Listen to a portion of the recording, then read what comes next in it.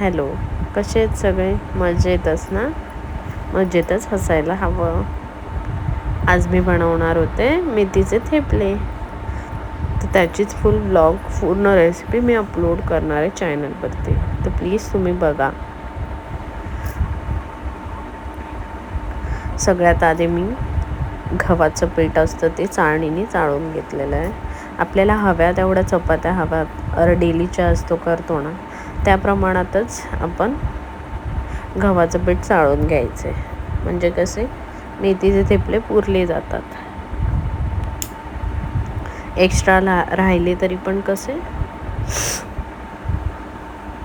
हरकत नसते.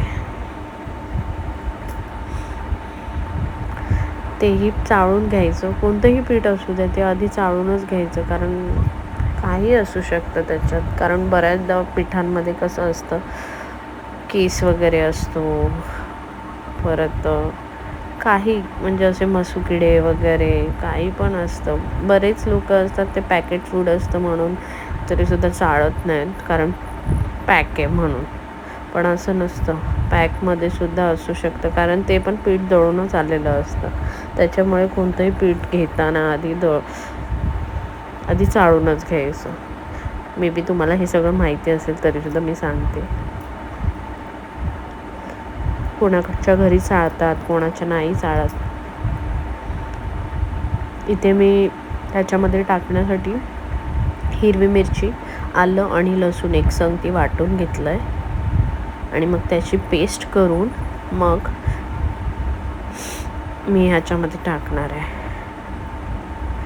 चण्याचं पीठ, हरभऱ्याचं पीठ असतं ते सुद्धा चाळूनच घ्यायचं. ते जरासं आपल्या अंदाजाप्रमाणेच घ्यायचं, जास्ती नाही घ्यायचं, नाही तर ते वातूळ होतात, कडक होतात थेपले मेथीचे, म्हणून ते प्रमाणातच टाकायचं, चवीपुरते अंदाजे. म्हणजे सपोज आता आपण गव्हाचं पीठ 4 वाटी घेतलं आहे, तर बेसन असं अर्धी वाटी, अर्धी पण नाही, अर्धीच्या अर्धी, एकदम 2-3 चम्मच असं. मग त्याच्यामध्ये सगळे मसाले टाकायचं, आलं लसूण, हिरवी मिरची, आलं लसूणाची पेस्ट, हळद, जिरेपूड, धनेपूड, लाल तिखट, जिरं, थोडंसं मीठ चवीनुसार, मीठ कमी जास्त कोणाला कसं हवं असतं तसं, हे सगळं टाकायचं आणि मग मळून घ्यायचं. पीठ मळतानाच अंदाज घ्यायचा, म्हणजे कसं होतं आहे ते पीठ, त्याच्यामध्ये काय कमी पडतं आहे काय नाही, चाखूनही घ्यायचं थोडं, कारण कधी खारट होऊ नये. खारटपेक्षा आपण ते मीठ कमी टाकलेलं परवडतं. थोडेसे तीळ पण टाकायचे त्याच्यात, थोडासा ओवा टाकायचा, ते पण अंदाजानुसारच. आपल्याला घरामध्ये आपलं आता डेली रुटीनमध्ये बायका जे जेवण बनवतात त्यांना त्यांचा अंदाज असतो, आणि ते एक वेगळ्या प्रकारचं त्यांचं डेली करून करून त्यांच्या हातामध्ये जे बसतं ना सवय, ती अंदाजाप्रमाणे तसंच झालं आहे माझंही. पण अंदाजाप्रमाणेच केले आणि पहिल्यांदाच केले, पण खूप छान आणि टेस्टी झाले होते हे. आणि भाजी चिरून धुवायची, सॉरी मी चिरून धुतली होती, माझं चुकलं. पण कधीही भाजी धुवायची आणि मग त्याच्यानंतर चिरायची, पण माझी मिस्टेक झाली. म्हणजे मला अशी सुक्की होती ना ती भाजी, म्हणून कट करायला बरं वाटलं. ओली झाल्यावर ती कट करता येत नाही नीट, एकदम बारीक अशी. त्याच्यामुळे मी आधी कट केली आणि त्याच्यानंतर धुतली, पण असं नसतं करायचं खरं तर. पण ठीक आहे, कारण त्याच्यामुळे जरासं बारीक कापली गेली, नाही तर ओली असेल तर मग ती कापली जात नाही मेथीची भाजी. त्याच्यामुळं मी काय केलं, ती आधी सुकी होती ना तेव्हाच तिला छानपैकी कापून घेतलं, नाहीतर तुम्हाला असं करावं लागेल, धुवावी लागेल, सुकवावी लागेल, त्याच्यानंतर मग तिला कट करावी लागेल. त्यापेक्षा काय हरकत आहे, मेथीचा कडूपणा आणि जे मेथीचं मूळ सत्व असतं ते थोडी जाणार आहे धुवून. ठीक आहे, मी असं केलं, नेक्स्ट टाईम तसं करेन. कोणाला पटेल, कोणाला नाही पटेल, ज्याला जसं सोयीस्कर वाटतं तसं.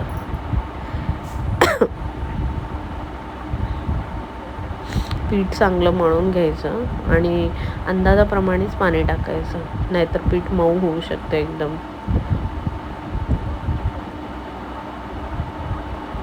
आपल्या घरामध्ये आपण कसं सगळ्या गोष्टी धुवून पुसून सगळं व्यवस्थित घेतो, पण बाहेर तसं असेल नसेल काही सांगता येत नाही. बाहेर आता तुम्ही पराठा खात असाल तर बटाटा त्याच्यामधलं कीड पण असू शकते. तसेच शिजत टाकतात, तसेच मॅश करतात, तसंच सगळं करतात. त्यापेक्षा आपण थोडेसे एफर्ट घेऊन घरात बनवलं प्रत्येक गोष्ट तर चवही होते. थोडासा त्रास होतो, ठीक आहे, पण छान होतं सगळ्या गोष्टी. आणि कोणी खाल्लं आपल्या हातचं तर प्रश्नच नाही. मग कोणाला आवडलं तर मग खूपच बरं वाटतं की बाबा आपण बनवलेली गोष्ट कोणाला तर आवडली आणि ते पोट भरून जेवलं. त्याच्यामुळे मी जरा जास्तीच बनवली. माझ्या बाजूला माझी मैत्रीण आहे, तिलासुद्धा द्यायचे होते आणि तिलासुद्धा इतकी आवडली, खूप आवडले. मी फर्स्ट अटेम्प्ट केला. मला माहिती पण नव्हतं कसं करायचं काय. मी माझ्या आईचं म्हणजे बघून कसे करते काय करते ते थोडंसं तिचं बघितलं, थोडंसं स्वतःचं लॉजिक वापरून थोडंसं मग स्वतः केले.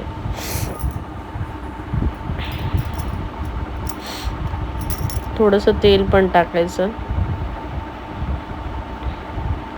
भरपूर असं चिकट झालेलं माझं पीठ. तुम्ही पण जरासं पाणी टाकताना खूपच म्हणजे हे करा, जपून टाका पाणी. त्याच्यामुळे मी थोडंसं पीठ परत ॲड केलं, कारण मला खूप पातळ वाटत होतं ते. मळता तर आलं पाहिजे ना, म्हणजे लाटता तर आलं पाहिजे ना आपल्याला. त्याच्यामुळं मग मी परत थोडंसं पीठ घेतलं आणि परत हे मळून घेतलं थोडंसं तेल वगैरे लावून. आणि पीठ माझ्याकडून पातळ झालेलं, आणि पातळ झालेलं म्हणूनच वाटतं की काय माहिती एकदम मऊ झाले होते. माझा चुकीचा अंदाज असू शकतो, काय माहिती. तुम्ही कमेंट करून सांगाच नक्की की म्हणजे पातळ पीठ मळल्यावरती म्हणजे नरम चपात्या होतात का, असं काही असतं का, तर प्लीज सांगा. ते माझं पीठ तयार झालं होतं. थोडंसं सुकं पीठ घेतलं आता, ते थोडंसं मुरवत ठेवलं.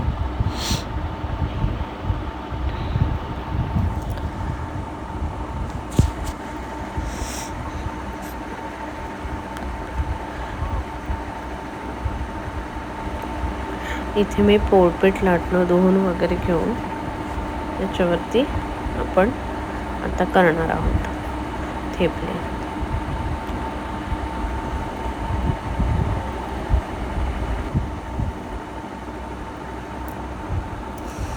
मी तर म्हणजे अशी सवयच झाली आहे ना चपातीची घडी करायची आणि मग ते करायचं.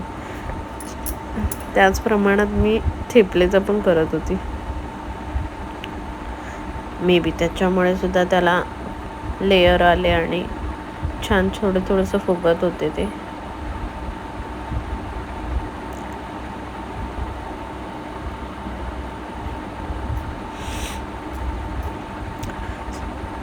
सर्वीकडून काठानेच ते लाटायचे, कारण जाड राहिलं तर कसं खायला बरं नाही वाटत ते. त्याच्यामुळे काठाने लाटायचं. मला पहिलं हे काहीच जमायचं नाही. कसं असतं ना, सगळं कसं जमू लागतं लग्नानंतर. नवऱ्यासाठी, मुलांसाठी, प्रत्येक बाईचंच येते, कमाल असते ती. इथे हा माझा कास्ट आयर्नचा तवा आहे. खूप छान झाले याच्यामध्ये खरं तर. आणि हा पूर्ण एवढा हीट होतो की ह्याचं हँडल पण हीट होऊन जातं. त्याच्यामुळे मला पकडायला जमत नाही. आणि एवढा हेवी आहे ना, भरपूर हेवी आहे हा तवा. आणि यात जरा आणि लवकर थंड होतो. धुताना मग जरासा त्रास होतो, कारण पकडू नाही शकत जास्ती वेळ, एवढा हेवी येतो. एखादा कास्ट आयर्नचा असावा घरामध्ये, म्हणून मी हा तवा घेऊन ठेवला आहे. कधी डोसे, कधी थेपले असं केलं तर ह्याच्यामध्ये छान होतात. आणि हीट पण लवकर होतो हा, आणि थंडही लवकर होतो. पण घेताना म्हणजे केअर घ्यावी लागते याची. पडला वगैरे तर पायावर खूप मोठं नुकसान होईल. पायाचं पण, आणि तवा पण तुटून जाईल आणि पाय पण तुटून जाईल.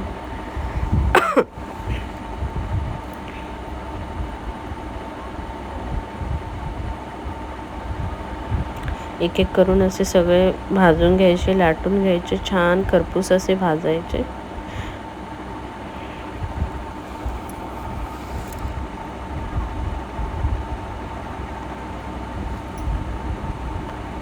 एकीकडे दोन्हीकडे तूप लावायचं, तेल लावायचं. मला तर जसं म्हणजे वाटत होतं कम्फर्टेबल तूप लावत होते, कधी तेल लावत होते, कधी चुकून तूप. म्हणजे आपल्याला सारखं तेलाची सवय असते ना चपात्या करताना, त्या हिशोबाने मग मी तेल लावत होते. पण तूपच बेस्ट आहे ह्याच्यासाठी.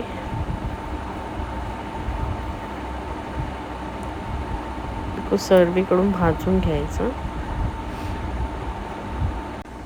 असे करत करत सगळे माझे थेपले मी रेडी केले, कारण भरपूर असे थेपले झाले होते आणि भरपूर भाजून वगैरे पण झाले माझे. जरासा हाफ स्पीडमध्ये घेते. आय होप तुम्हाला समजलं असेल काय कसं किती प्रमाणात काय. नक्कीच बघू म्हणजे बनवून पहा. एवढा वेळ दिल्याबद्दल थँक्यू सो मच सगळ्यांना, जे कोणी ऐकतील ते.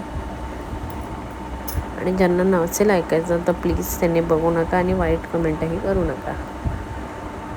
Thank you so much for watching. Okay, bye.